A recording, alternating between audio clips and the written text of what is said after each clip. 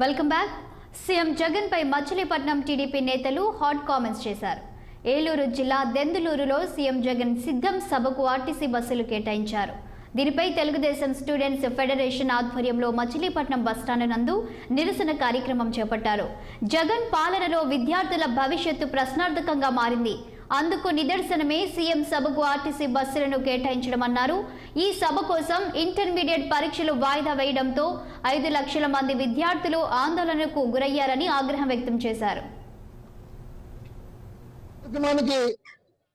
మరి జగన్మోహన్ రెడ్డి గారు ప్రైవేట్ కార్యక్రమం, అది పార్టీ కార్యక్రమం.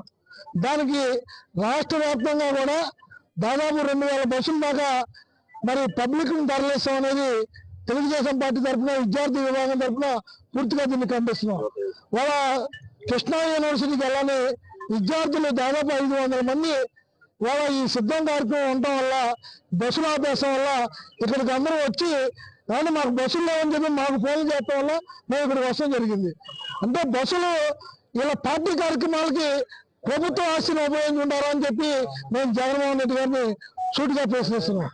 ఈ రోజు మనం చూస్తున్నట్లయితే అందరూ సైకో జగన్ అని ఊరిని అంటలేదు. విద్యార్థుల జీవితాలతో ఆడుకుంటున్న ఇతని సైకో జగన్ అని ఏ జగన్ అంటారు. విద్యార్థులను ఒక 5 లక్షల మంది విద్యార్థులు ఈ రోజు అలా రోడ్డు మీద ఉన్నారంటే దానికి కారణం ఈ సీఎం జగన్మోహన్ రెడ్డి.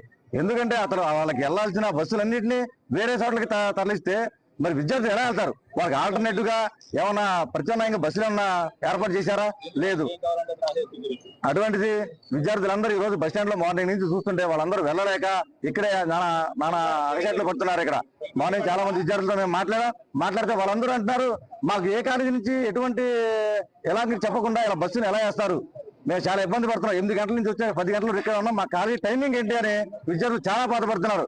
కానీ ప్రైవేటు బీఆర్ఎస్ పార్టీ